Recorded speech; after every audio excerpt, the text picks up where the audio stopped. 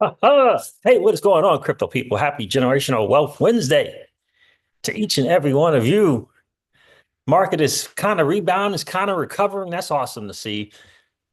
Word on the street is the White House is supporting DeFi. That's kind of how I see it. Supporting DeFi. It's a big move. Getting rid of that the IRS, well, the broker rule deal. So we're going to cover that as well. The XRPL ecosystem kind of tiny. The guy from XP Market Share, that CEO, we're going to go over some of those numbers. A little alarming, I think. Where see what do I call it? CEO talk with Flare Network CEO Hugo Filia. We're going to talk. We're going to go over a little bit of the Twitter Spaces that Stephen and Well 589 did with Hugo. It was a really nice hang, a different side of Hugo. Welcomed side of Hugo for sure. I asked him about his journey as a CEO. Hopefully, I can find that. I don't have it teed up, but hopefully, I can find it. Very informative. It was informative. It was fun. It was engaging. Spaces with Hugo. Share some stuff about Flair and what they're kind of doing that I thought that I didn't know. I took some notes on. I didn't know some of the things that they were going, directions that they were going. Exciting to see that. So yeah, it was really good. It was a good time for sure. Different side of Hugo. I don't think most people, well, probably the community, I guess the people around him probably know that side of him. So it was good to see that for sure. We'll share. We're gonna tee it up and try to find some different spots in there to talk to you guys about for sure. So again, happy Generational Wednesday to each and every one of you. Don't know why this is on here. Let me see if I do this. Oh, there it is. It's gone. So that was pretty cool. It was pretty cool to hang out there for sure. What's going on, Keyless? How are you? Lady Crypto's checking in. Good to see you this morning. Look, we're going to get the global picture from Raul Paul from Real Vision. Still happening. Dan Tapiero will share some of that as well. Still kind of, everything's falling in line. Boxes are checked. It's just going to be a matter, in my view, how much liquidity are we really going to get? Because there's a lot of projects launching, meme coin projects, whatever kind of project. Where is this liquidity going to go? Is it going to go to the L1s? I'm thinking a lot of it is going to go to the top L1s, but we'll see. It's going to be an interesting time to see for sure. Perry on Boring had a very interesting post. I don't know if I'll cover that or not. It's kind of long. And she was kind of saying, it kind of felt like to me she was just saying that no, let's just do the Bitcoin strategic reserve and crypto fund, like Bitcoin strategic reserve and a crypto fund. That's what it kind of seems like. My first go over of her post. So maybe we'll cover that, go through that again as well. Pookie was first in the building. How are you, my friend? Appreciate you checking in. Listen, this market is, it's doing what it does. It's crazy. 1 minute, 1 hour, Bitcoin's 83,000, and an hour and a half later, it's 88,000. So, what are you gonna do? What are you gonna do? I don't even want to talk the President Trump speech last night, and I don't want to get into that stuff. That's maybe talk that talk Thursday. Maybe it's alarming to see the behavior. It's alarming to see that show. Yeah, it's definitely alarming for sure. Let's refresh CoinGecko so that we can go with the numbers. Go with these numbers. We'll go through it, but just understand the market is doing what the market does. Just understand that. Showing 89 Bitcoin now, 89,000 Bitcoin. We'll see if that's correct and accurate and up to date. Make sure we refresh that, go over the numbers, share some stuff on X, and hopefully I can quickly tee up the what do I want to call it? The Flare Networks CEO Hugo's talk. Or I should say it felt like just like a nice hangout. What's going on here? Can I refresh here? What's going on, CoinGecko? It was really, really good. Come on, CoinGecko. Goodness gracious. It was really fun to hang out for sure. All right, so you don't want to, let me try this.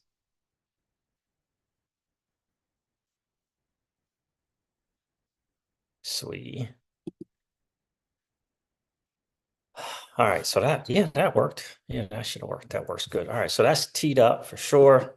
Appreciate you guys checking in this morning. How are you feeling about your bags right now? You guys feeling good? I got to reposition, rearrange, balance my liquidity position on in the Solana ecosystem. Pookie's like, I have no dry powder. I hear you, my friend. I hear you, my friend. I knows the feeling, man. I knows the feeling. So it looks like March is gonna be back and forth, bumpy. And I think April is gonna kind of be the tip off month for stuff. Yeah, that's what it's looking like for now. Well, we'll see. When it's here, I can tell you this, when it is here, we're going to know. When it begins to pop off, as we say, we are definitely going to know. All right, let's go over this market real quick. Let me share these numbers so we can get into the meat and the heart of this, the White House supporting DeFi. CEO talk with Flare Network's Hugo Filion, can't speak. And the XRPL ecosystem is super tiny. That's an interesting way of putting it. It's super tiny. All right. So according to CoinGecko, the total cryptocurrency market cap is up 5% and is at 3.05 trillion. Interesting. The Bitcoin dominance is at 50, there's probably 59, 60% now. Bitcoin is trading at $89,863 again. And it is up 3.7% on the 7-day. Ethereum is $2,200, trading at $2,200. And on the 7-day, it's down 8%. XRP is trading at $2.50 again. On the 7-day, it's up 10%. Solana is at $143, trading at $143 again. On the 7-day, it's up 4.5%. And Dogecoin is at 20 cents, still $5 for a dollar over there. Doge, if you're interested, it's down 2% on the 7-day. And so we is trading at $2.53. And on the 7-day, SWE is down 15%. So interesting to see those numbers for the market right now. But again, the market is just doing what the market does. We've seen these numbers. We're waiting for it to pop off, really do its thing. Look at my beloved Ondo's above a dollar again. It's at $1.08. That's good to see. But there it is, fam. This is the market. And it is simply doing what the market does. Kiston says, bullish. I hear you, my friend. Absolutely bullish. Absolutely bullish. Guys, do me a favor, hit that like button on the way in. I really, really do appreciate that. It's one of the greatest ways to support the channel. And if you happen to be in that 55% or so of people that are hanging out, listening to and watching the Crypto Siege, do me a favor. If you've been enjoying those hangouts, please consider subscribing to the channel. On a mad dash to get to 9,000 subs this month. And I know we can get there, especially with your help. Let's make that happen. Let's make it happen. 50 or so, 55, 57 people away from hitting 9,000 subs. Let's make that happen for sure. I appreciate you guys. Look, I'm trying to find this post on X. I say it's the White House supporting DeFi. Because I think, was it David Sachs? Yeah, it was David Sachs. All right, so let's cover this real quick. Senator Lummis reposted it, but it's important. So David Sachs says the White House is pleased to announce its support for the CRA introduced by Senator Ted Cruz of the awesome state of Texas and Representative Mike Carey to rescind the so-called broker DeFi rule, an 11th hour attack on the crypto community by the Biden administration. David Sachs is talking a lot of political stuff from a dude who just, anyhow, statement of administration policy. There it is right there. The administration strongly supports the SJ Resolution 3, a joint resolution providing for congressional disapproval of the rule submitted by the IRS on December 30th, 2024, relating to gross proceeds reporting by brokers that regularly provide services effectuating digital asset sales. The rule expands the definition of the term broker to include software that allows users to access decentralized finance protocols, which inappropriately requires certain DeFi participants to report gross proceeds from crypto sales and other digital asset transactions, including data about the taxpayers involved. And remember, this is something that's coming from the IRS, the thing that never actually got ratified in an amendment for the Constitution. The IRS, one of the biggest hoodwinks ever perpetuated on the American people. There it is there.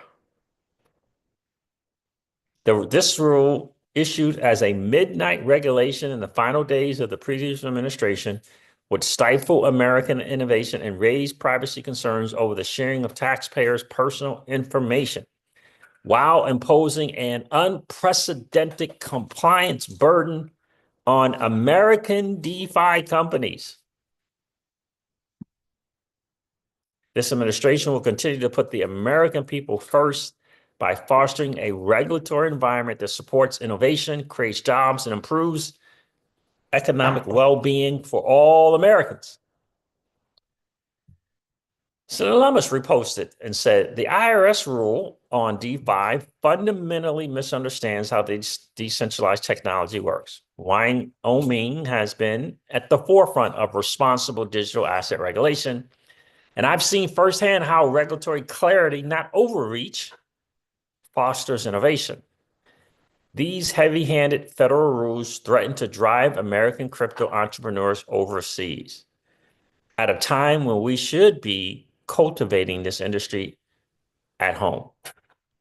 Proud to join Senator Ted Cruz in rescinding this attack on the crypto community. So, White House supporting DeFi, and especially American DeFi, So shout out to the White House over there and supporting DeFi. I think it's a big deal. I think it's important for sure, because I think DeFi is the answer. I don't think it's institutions.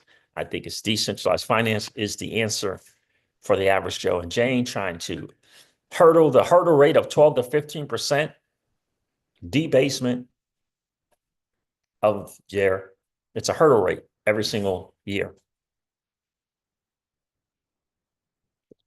right? Imposed by the central bankers, inflation, and the monetary policy that just continues to drain 12 to 15% every year.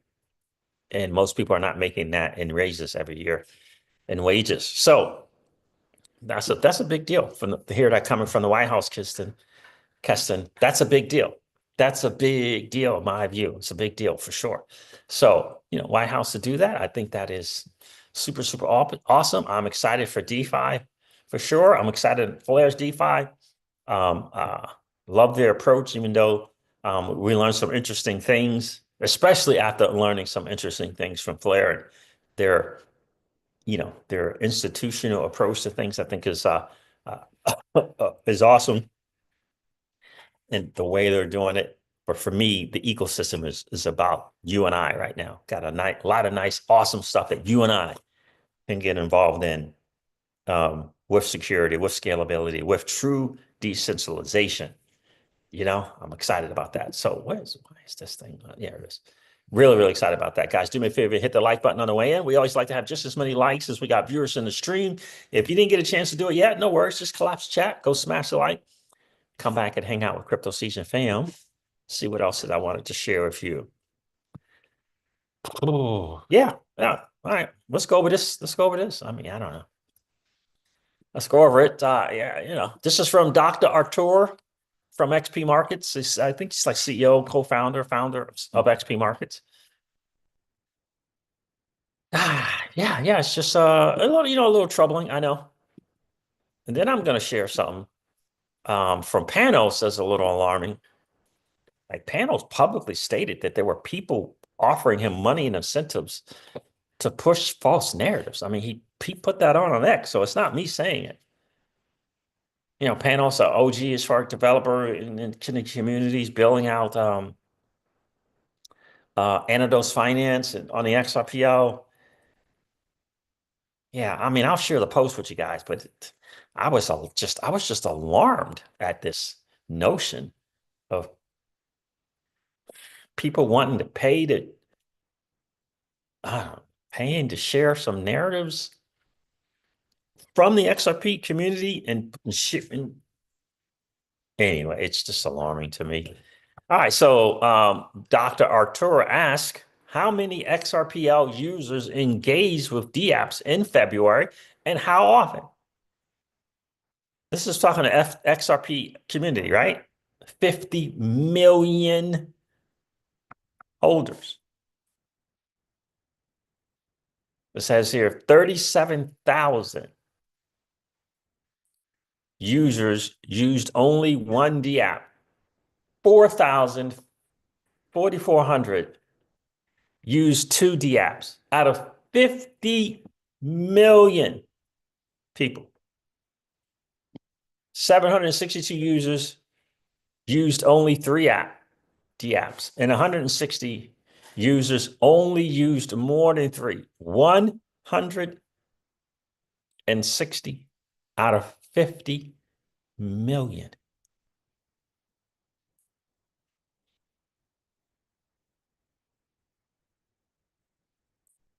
Not a great look. Not a great look. So Dr. Artur says, what do these numbers tell? The XRPL ecosystem is still super tiny, as we had less than 50,000 DApp users during the whole month.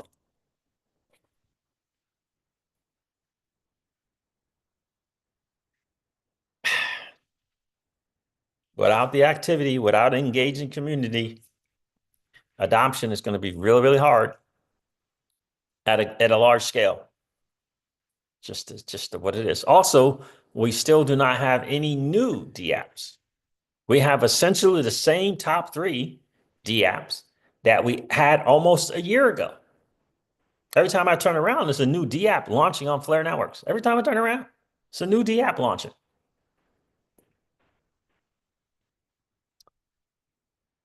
We have essentially the same top three DApps that we had almost a year ago. This highlights the problem with developers. That's right. Why is there a problem with developers? Because no incentive is a really bad incentive. This is Dr. Artur. If devs cannot make money for what they built, they don't stick around.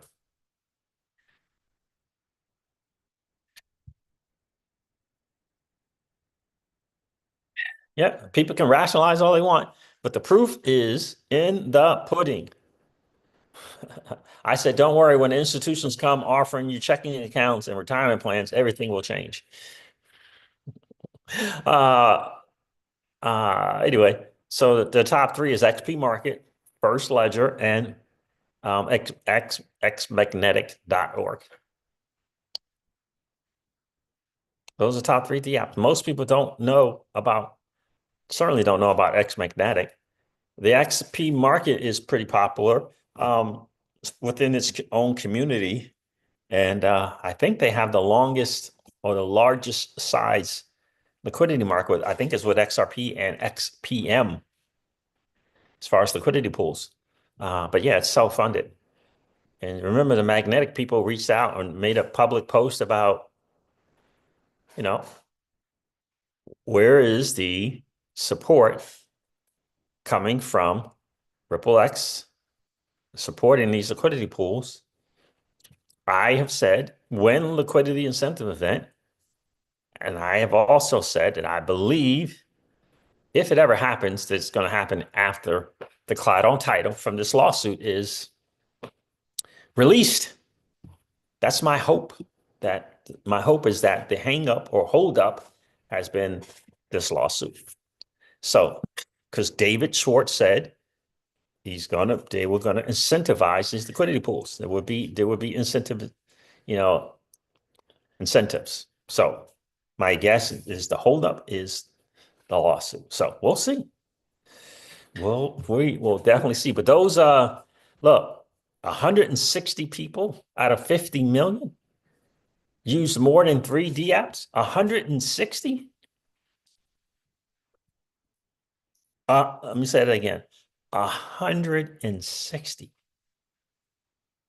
out of 50 million. Those are alarming numbers.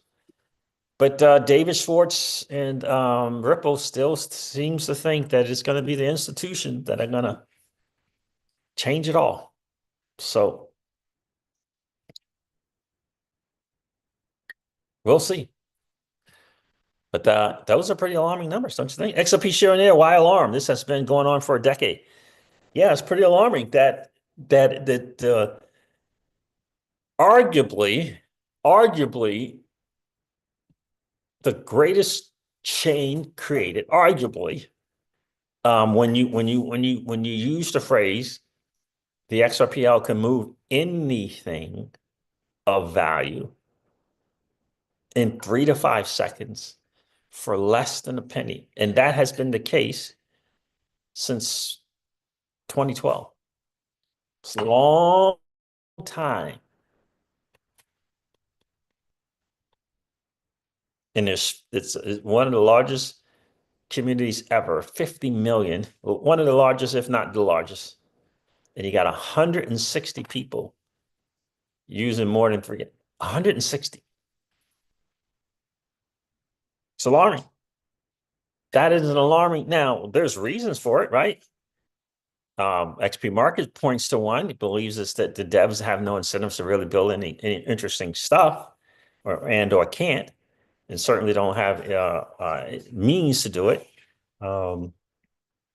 There's no incentive to get people to build there. So it's going to be interesting to see if that will change in the future. I think there was some little amendment proposal to change the quote unquote no incentive is the best incentive deal.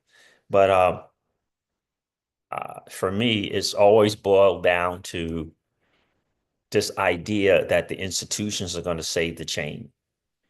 And I just fundamentally think that is flawed because it's an idea that someone has, but it has not been proven out. And we're in 2025 now. It just hasn't been proved out.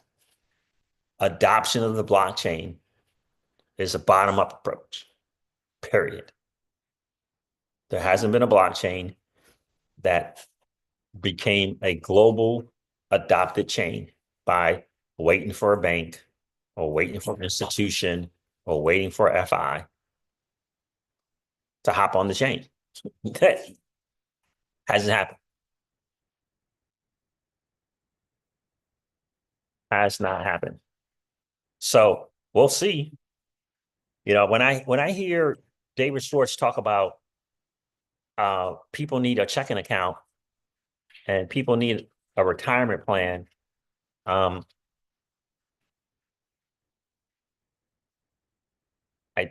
don't get it. I just don't get the argument. Right? This is supposed to be a new financial system with new financial product, and a new monetary policy, but we keep wanting to go to the old thing that hasn't served anyone well, right? You keep talking about treasuries, when the average person is losing 12% a year in their money, and you're talking about a 4 or 5% treasury. I don't get that, fam. Don't get it. Don't get it. But anyway, yeah, those are some alarming numbers. Meanwhile, Flare Networks, every time I turn around, there's a new D app for people to use. Now, will I give Ripple credit in their pivot? Yep, I'll give them credit in their pivot. I'll give them credit in the XRPL EVM sidechain as a way to address an issue. It's just taking them a long time to get there. And the XRPL EVM sidechain is not there yet. We'll see how that is going to work. We got to get the cloud on title off because we have to know, is David Schwartz, Ripple X, going to be true to their word and incentivizing liquidity and these liquidity pairs on the XRPL? So we got to wait for the cloud on title. Got to get that thing wiped off. You got to get it wiped off. Got to get that wiped off. So I look at ecosystems like Ethereum. They didn't wait for institutions. I look at ecosystems like Solana and now Sui. They didn't wait for institutions. They're not waiting around, waiting for someone to bring access to a checking account or a treasury to their chain, right? They addressed the community and they built out an ecosystem to create engagement, right? It's the low-hanging fruit, right? It's just simple. It's simple business. There's a low-hanging fruit, and that is the people already in crypto. So how are you serving the 50 million people that hold XRP? How are you serving them? It's not that hard. It's really not that hard. So again, credit what credit is due. Their answer to the solution, one of the answers is the XRPL EVM sidechain that's going to bring some developers over. I don't know what it's going to look like in terms of how the builders will have some incentive there. I don't know, but I know they're going to be attracted by liquidity from the XRP, right? The XRP liquidity, but I don't know how it's going to work as far as builders, but we got to see. At least they came up with something. We'll see how it goes. But for me, the stablecoin launch looking very good. But the other thing for me is the liquidity incentive event. Are you going to bring it or no? Because Flare Networks is killing the game, in my opinion. And they're that I don't think they call it a liquidity incentive event. It's what I call it. But they may call it bootstrapping liquidity. But I love the approach. Absolutely love the approach they got going on there. They're doing what we call in marketing, in my view. What they're doing is they're creating raving fans. Now, crypto calls that a community, but deeper than that, in my opinion, they're creating the choir. They're creating the choir to take the message to the congregation in the way that they're doing it, right? That's how I see it. I see that's what they're doing. And it's working really, really well, I think. All right. So got that. I'm going to try to pull up. What do you guys think? Um, you know, about those numbers. What do you guys think about? Keela says it's alarming indeed, very unfortunate. Yeah, that's, it's just not a good look for an OG blockchain.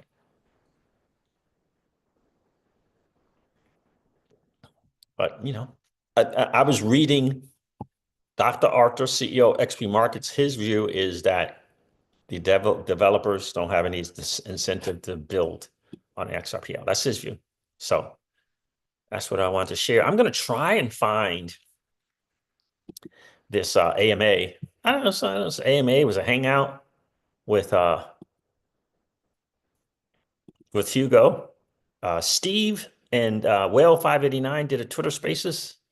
I guess they're doing these spaces on the regular. Bringing on different people, different style of interviewing. I like it. It's kind of laid back. It's more of a hang, which is what we like to do on this channel. Yeah, let me get this real quick. Flare, this is from Flare Fam Oracle. Flare's tokenomics will reduce selling pressure. Inflation dropped from 10% to 7% in July of 23, and then to 5% in July of 2024 per the FIP01. Plus, over 595 million FLR have been burned. And I think that's the thing to understand too, as well. These transactions, the FLR is being burned. Like people keep missing that part of it. FLR is being burned, right? And I think people miss that. All transaction fees are burned on Flare. So as demand for the D apps grows, that uses Flare's data rises, so will the rate at which tokens are burned. So the burn increases goes up as well. So it's pretty good. It's pretty good. Let me see if I can't find this. Grok's gonna be right, Pookie. Grok is looking like it's gonna be right.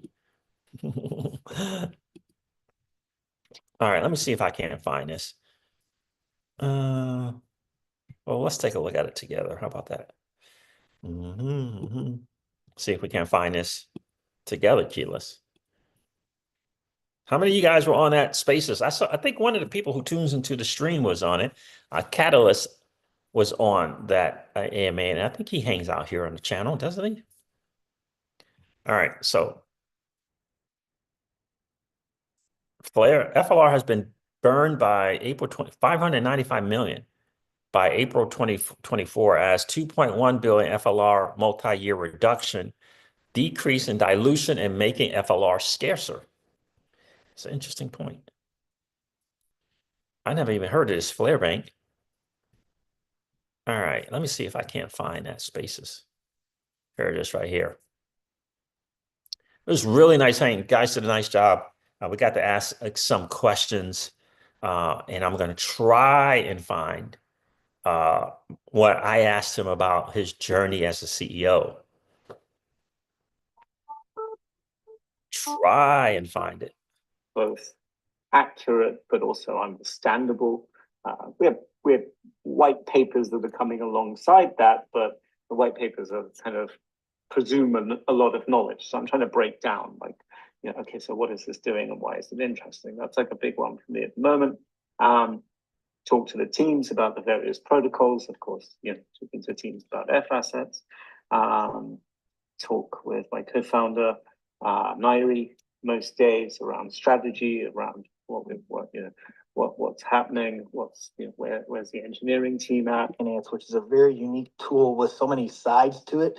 I know lots of people struggle with it, even though it's a very awesome tool to use once you get the hang of it. It's a fantastic example of a product that can only be built on a blockchain. Okay, Hugo, so last time we talked, you asked us how we stake teeth. In Bitcoin's case, it allowed you to. Strong community is very important for any blockchain. All right, how do you see, or what would you like to see more from us, the community, to support you in your vision and to grow together? Yeah, so to put that in context, when we were chatting, it's like my role at Flare is that I'm the one with the more sort of economic mind. I'm the least good at engineering of anyone at Flare. I'm quite good at working on protocols, but when it comes down to actually building protocols, that's not my role. My role is to sort of set an economic vision, define things like the F assets, help define things like the FTSO and the FTC, help define things like the staking product.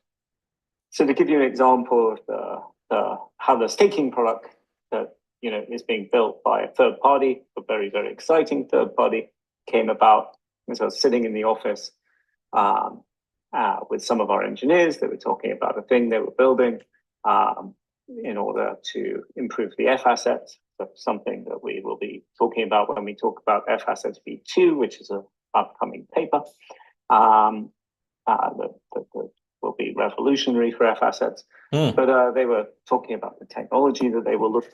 F assets v2 is going to be revolutionary for the F assets.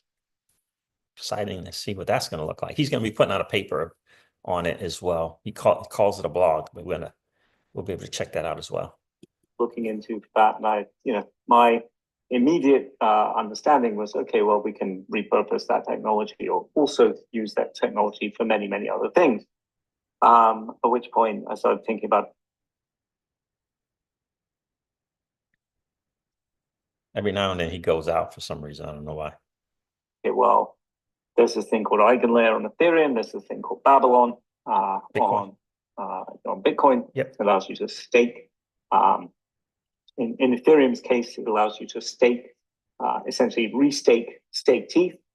In Bitcoin's case, it allows you to stake Bitcoin. Yep. And the purpose of both these platforms is you stake these assets, whether it's staked ETH or Bitcoin, in order to secure in a proof of stake manner some other platform, whether it's a new blockchain or some kind of service. You can stake your assets to a provider like on Flare, like an infra provider, in order to get a share of the yield that is emitted by that platform, i.e., the tokens that are emitted by that platform for essentially providing you a security. I immediately went away and worked with a few members of the team to draft up a staking proposal. We put that out, found a fantastic partner to do that. That's kind of my role. My role is to take our technology, to think about what technology should be built, and to work with the team to go from, okay, this is on paper. Yep, concept to production.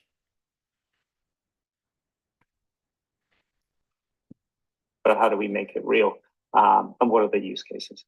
And in terms of the community, I think I've seen a massive step up from many members of the community in terms of trying to explain Flare to the rest of the community and to people that are not already Flare community, but trying to explain, why Flare is interesting. And you're gonna have I'm afraid to say you're going to have a lot more on your plate rather soon. I think you're right. I think the funniest thing about Flare is it is so complex that, we talk to certain people. Actually, a lot of people are siloed or segmented into certain ways they like to use Flare. Whereas we're out there, I know Will and I, we're out there just screwing it up on each item and figuring out, how does it work? What do they think it should do? Does it do what they think it should do? And so we have a lot of fun with that. But I think you're right, as even some of the more stable community members are very locked into how they like to use Flare. So that's very interesting. You were kind of talking. Go ahead. I think one of the things that we're going to be talking about when Flare V2 comes up is one of the reasons why I talk about compute, i.e., the ability to, in a trustless way, handle large amounts of compute, not directly on the blockchain, but still get the things you want from a blockchain, which is decentralization, trustlessness, and a lack of censorability. Is that part of that complexity comes from the fact that protocols built directly on a blockchain are kind of clunky, and they're clunky because the blockchain has, whether it's Flare or any blockchain, whether it's Solana, Sui, whatever, has really, really limited ability to do compute. And so you end up with products that don't look like what we're used to in Web 2. The thing that excites me about where Flare goes next is we have a route to removing those shackles. Mm-hmm. Nice. And I think it's interesting too, because there are certain things that are created kind of out of nowhere. Like, I go to Cyclofinance, which is a very unique tool with so many sides to it. I know lots of people struggle with it, even though it's a very awesome tool to use once you get the hang of it. It's a fantastic example of the product that can only be built on a blockchain. Okay, Hugo, so last time we talked, you asked us how we use Flare. So my question to you is, how does Hugo use Flare in the day-to-day? So a lot of delegation, a lot of staking. Play around with the DEX a bit. I'm always conscious that I should not obviously, I have a lot of Flare. So what he's saying is he does a lot of delegating and does a lot of staking with the FLR that he has, right? So he delegates and he stakes, right? And he plays around a bit with the DEX, which means, maybe some swapping, maybe into a liquidity pool, pair or two pool or two, that type of deal, right? But he's safeguarding, the vast majority. Just do some delegating, just do some staking, right? Minimize the risk in liquidity pools and DeFi, that type of thing like that, right? And so, I would imagine as a CEO, it's better to be on that safer side. You don't have to be a degen. Probably don't want to be a degen like myself or Steve or Will 589, right? So I think that is smart. I think this is where I actually hopped on. So I missed maybe the first 4 or 5 minutes of Hugo actually speaking. This is kind of where I hopped on. As is obvious and well known. So I'm very careful not to, move markets around. Had to go on, perps. I'm really interested in opening up the market maker side of perps so that, there's two sides of perps. You can take a position or you can be essentially take the other side of that, people taking a position, which is being the market maker. And frankly, there's like most levered aspects of finance, most of the people on the other side lose money consistently, predictably. And so being the market maker in that role is, generally, although not guaranteed, has a positive expected value. So I'm like, the moment you can only be market maker in Flare, but I'm sort of interested in opening that market up to FXRP, FBTC, FDOGE, those kind of things, so that you can have markets that are denominated in those assets, and people can deploy their value into that protocol as effectively the market maker. Yeah, as effectively the market maker. And that's a big deal. That is a really, really big deal, for sure. Let me see here. Make sure some new people hopped on. Did I miss anything? Auntie Val checked in. Hey, Auntie Val, how are you? Appreciate you checking in. So Keila said, yeah, it's recording as well. So Keila, you'll be able to check that out when you get a chance. Yeah, so there's that. When things get live on Flare, there's that's gonna be a really, really really good deal. I didn't look at it so much from a market making perspective, but being able to mint the FXRP and perhaps provide collateral, intelligently, not in a degen manner until until you get kind of familiar with doing it. I think it's big. But again, these are things in my view, institutions are going to come onto Flare. But for me, they took the retail approach. He mentioned Cyclo Finance as one particular DApp. And institutions will know how to leverage that for sure, because they understand that kind of thing where it's kind of you're borrowing, you're not putting your assets at risk in terms of liquidation, where if you lend and borrow, you're putting yourself at risk for liquidation. You have to measure the risk, but there is still a risk when you lend and you borrow. If you're just lending, it's obviously there's not a liquidation type risk. It may be smart contract, it may be platform, it may be blockchain risk, but it is not the liquidation risk. Having to monitor the price of an asset that you deposited. So because you borrow some stable coins and borrow some other stuff. So there's that. I'm trying to find my question with the CEO thing. I don't know when I asked it, what time. Let me see something here. 1940. Let's see. I think it was or not. I'm sure lots of people think it's a bunch of crap. There's been an awful lot of brain power gone into it. There's been reasonable amount of capital gone into it. There are an awful lot of people that care about Flare and use Flare and want Flare to be successful, and however they define that. And there's a huge amount of attention on Flare from lots of people, and the amazing thing is that you can take all those component parts, you can build this blockchain, and people transact on it. And the earliest indication I got of that was the coalescing of the FTSOs when we first started Songbird. This group of people who'd been chatting to me, on Telegram, came in and set up their FTSOs, and Tim Rowley's on this call, and He's one of them. So is Nick. Probably there's a few other. Watching this protocol that came from effectively mine and my co-founder's heads during COVID, where we wrote a paper about it, come into the world and start working, and for the price to form and for it to be robust and for us to be able to do an analysis paper on it that showed that it was better than other oracles, showed that it had better uptime, and showed that it was, less riggable than other oracles. That's probably one of the most rewarding things you can ever do in life, is to take something that you've thought about and create something that people use and is of value. And so I hope that answers the question. Probably my biggest my biggest sort of learning curve in Dubai is like you kind of go from place to place, and you have very little sort of physical autonomy outside of that, which is interesting.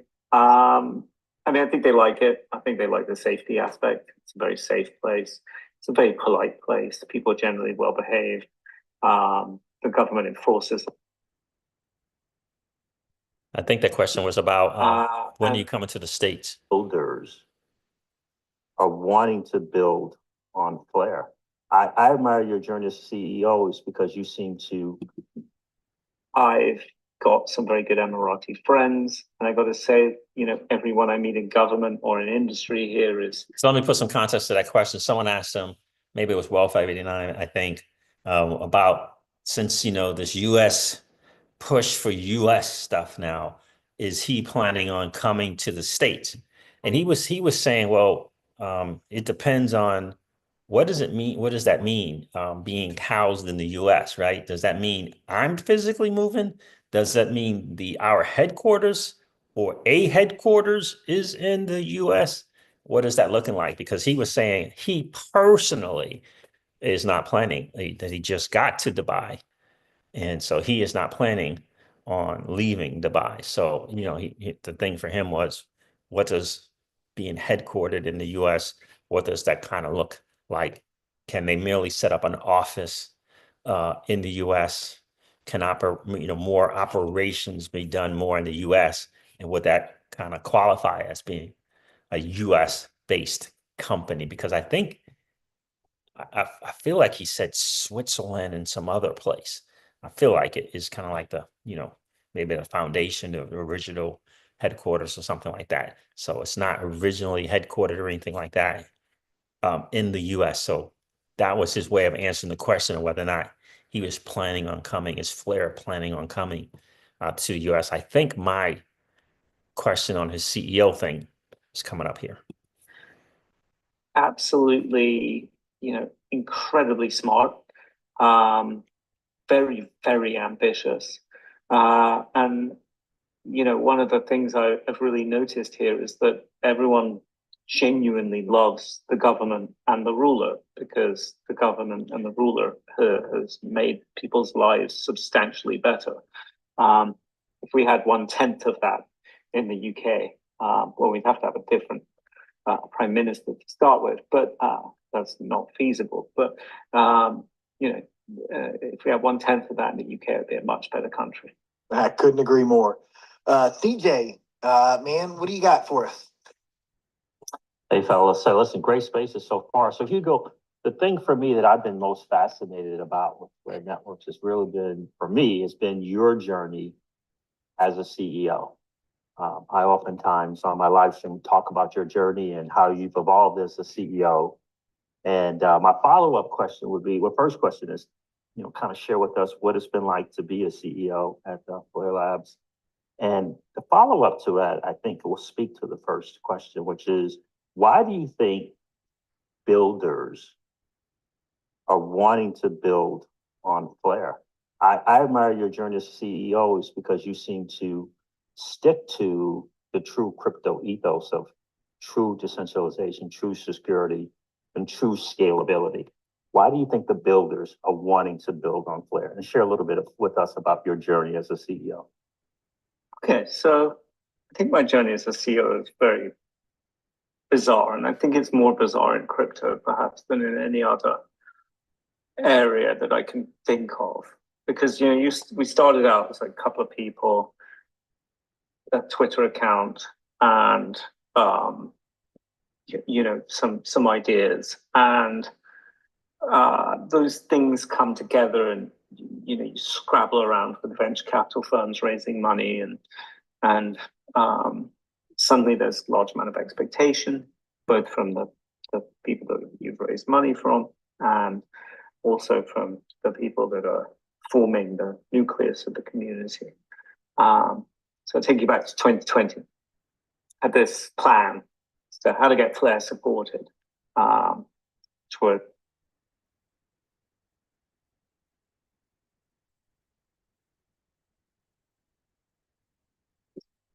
we were building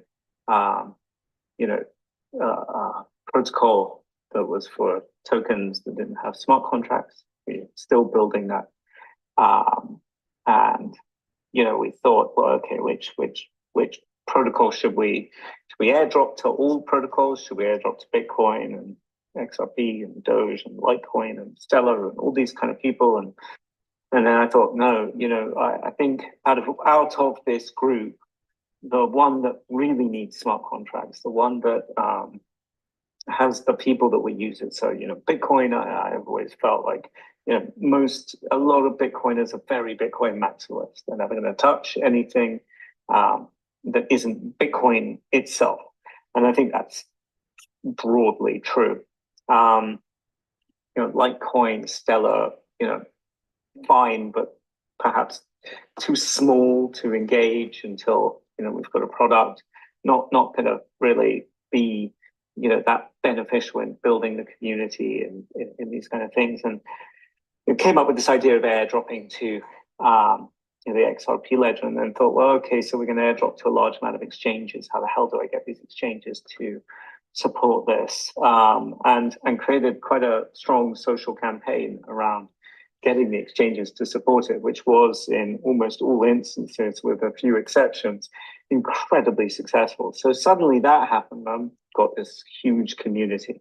That really stepped everything up, not 1 gear, but 10 gears. Mm-hmm. And, the growth you have to have as a CEO from I'm scrabbling around with some ideas and some thoughts and to raise a bit of money to get to, I'm now the sort of main voice in this community of people that have put their minds, their attention, and their time into looking at your protocol. How the hell should I behave? How should I act? What am I doing?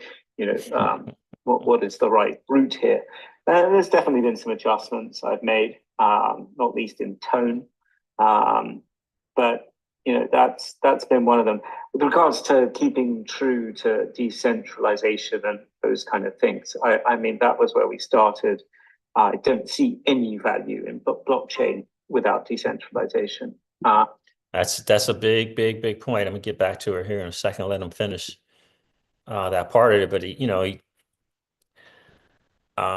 listen, that says a lot in my view. That's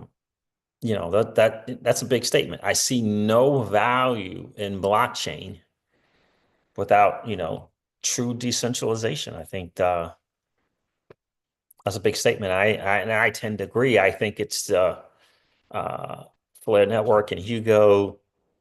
I think that's their slide edge, right? All of them in that agreement to stick into that ethos, if you will, of decentralization, security, and scalability, and then figuring out a way to make that happen.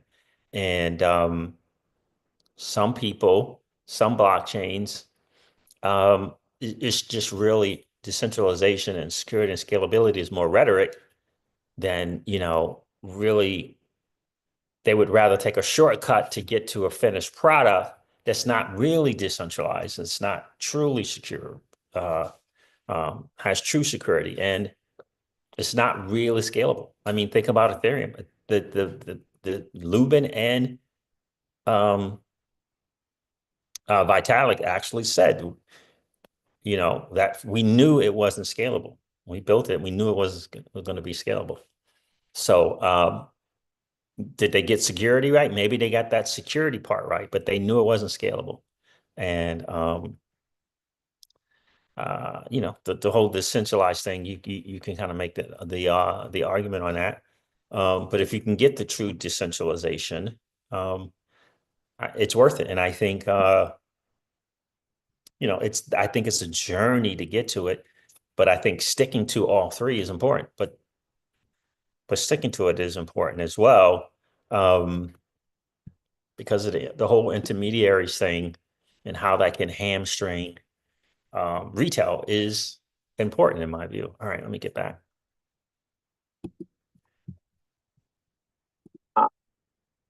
Just use the internet. Just Web 2 is like endlessly better. You know, than using blockchain if you don't care that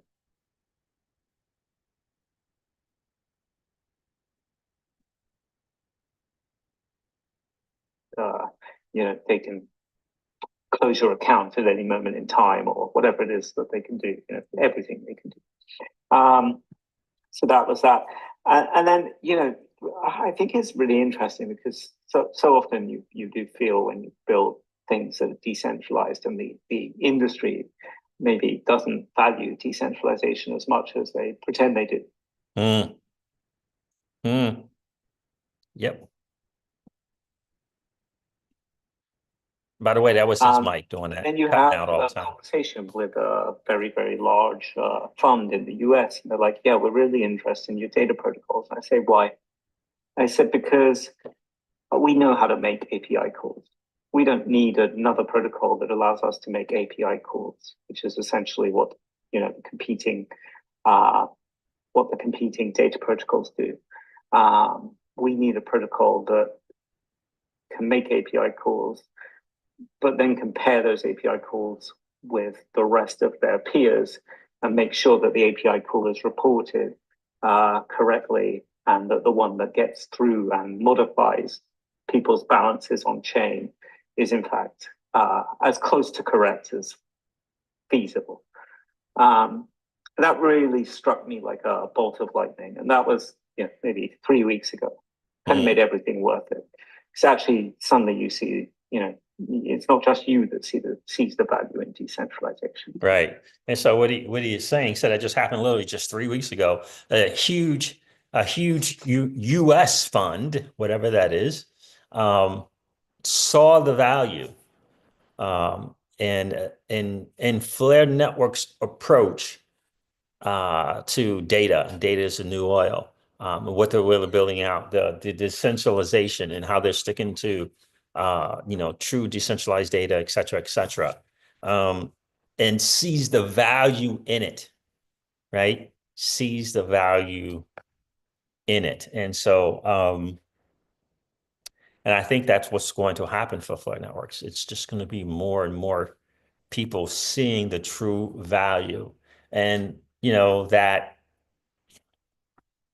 cutting corners and not sticking to the true crypto ethos and let's get a product out so we can then create revenue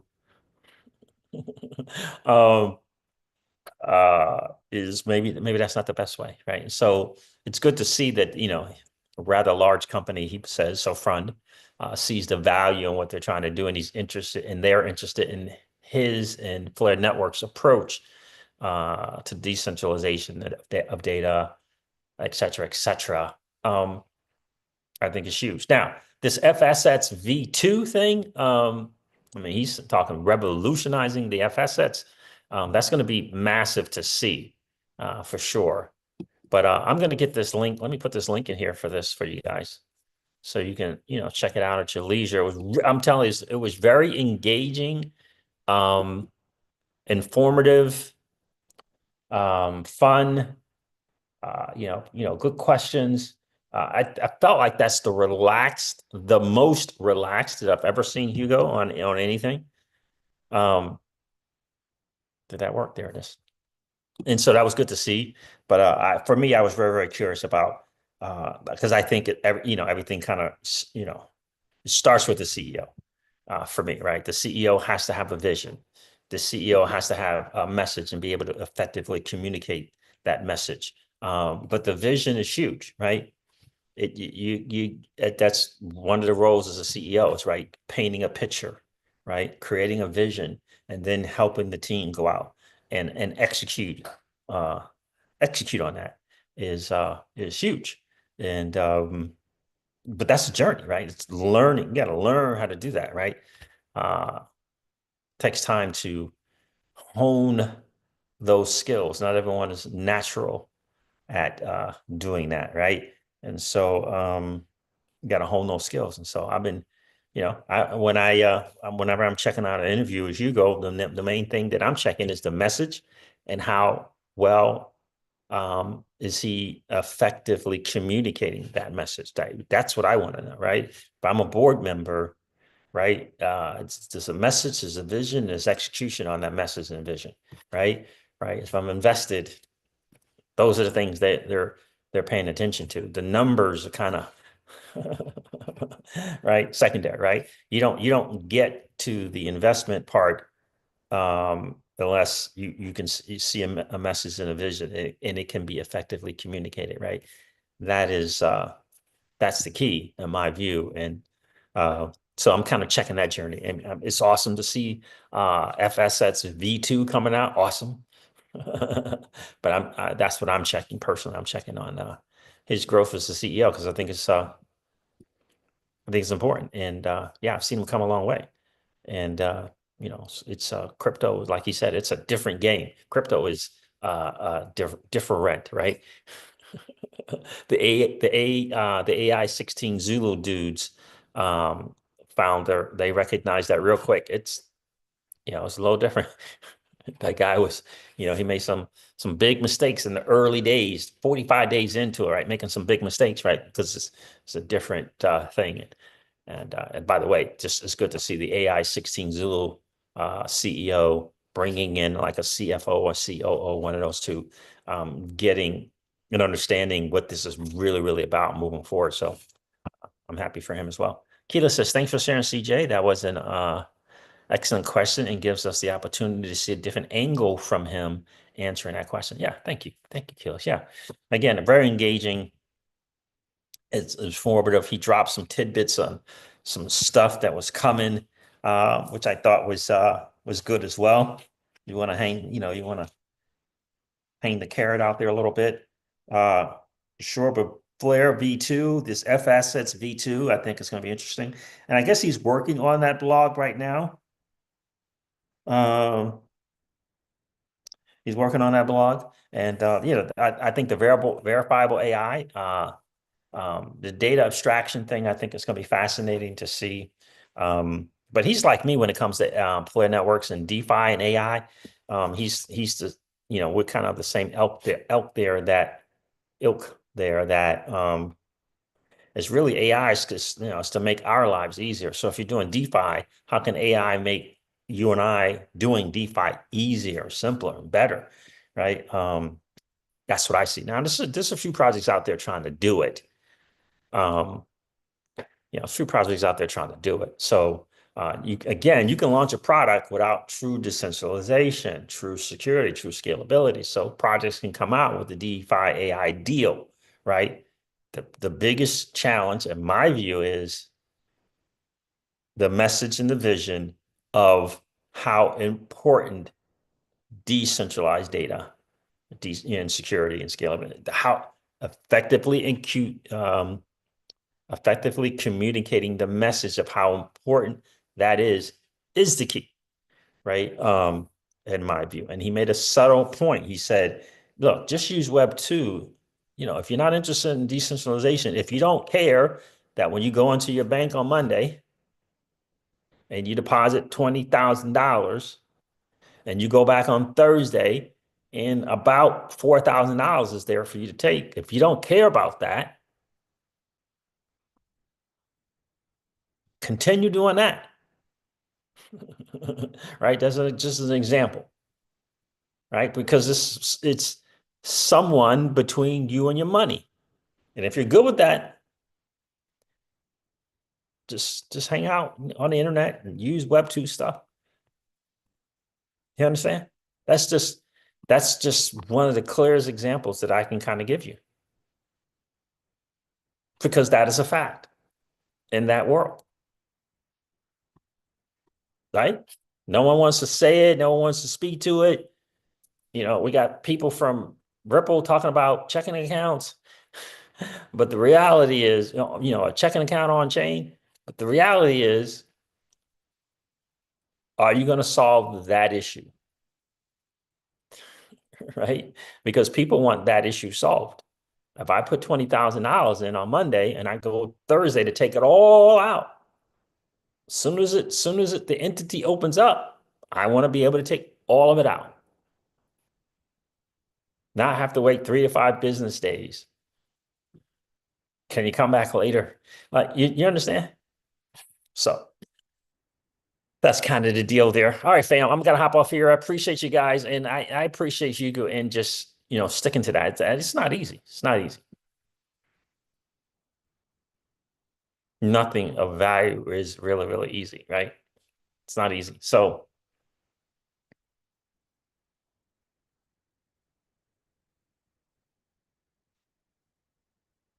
on stables, 33% a day on stables? Or was that 0.33% of it? I think you're saying 0.33. Oh, nice. Pocket finance. So, shout out to Hugo for an excellent, let me write this down, 0.33% stables. Excellent Twitter Spaces. And I encourage you guys to check that out. Yeah, 0.33. Oh, no point. Wait, no point? Yes point. No dot point. Okay, yes point. Okay, so it's 0.33, right? So again, I encourage you guys to check. I put the link in there for the spaces. Highly encourage you to check it out, find out what's coming, what's up and coming with Flare. Everyone's waiting for the FSS V2, waiting for this blog write-up from Hugo as well, kind of sharing the vision for where it's going, right? CEO sharing the vision for where they're going. Effectively communicating the message, important. Right? Pookie says, I might go give some blood for some of that dirty, nasty fiat. LOL. I hear you, my friend. I hear you. I found $20 on Arbitrum. I'm like, oh my God, 20 in stables. I got to do something with this. $20. That's all I can find. But yeah, crazy stuff. Shout out to Hugo and the team. That was good stuff. Really was. Again, thank you, Steve and Well 589 for holding that AMA. Or spaces. That was really, really, really cool hang. I asked like 2 or 3 other things in there as well. In that spaces also. So, and I didn't know Flint. A lot of people from the Flint Networks team was on that as well. I didn't know. What's going on, Jungle? How are you, brother? Jungle Link's in the building. That I was just sharing, Jungle, that spaces with Hugo was really, really big. It was a good time. But I was also sharing in this live stream that Dr. Arturo from XP Markets shared some very alarming numbers for users on the XRPL. Very alarming. Just not those numbers were not great. Let me share them real quick.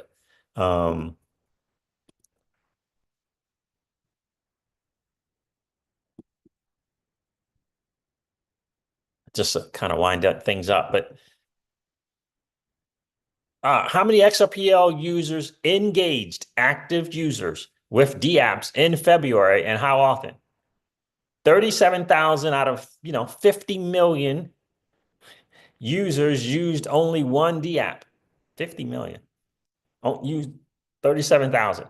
4,400 roughly used 2 DApps or more. 762 used 3 apps. I'm not 2 or more, used 2. 762 used 3 DApps. 160 users used 3 apps or more. 160 out of 50 million. So what do these numbers tell? The XRPL ecosystem is still super tiny as we had less than 50,000 DApp users during the whole month. Also, we still do not have any DApps.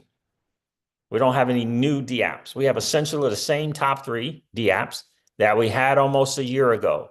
This highlights the problem with developers. Why there is a problem with developers? Because no incentive is really bad incentive. If developers cannot make money for what they built, they don't stick around.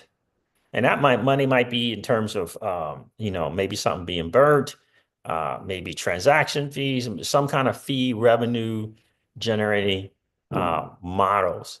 I'm not sure why other blockchains are making that work.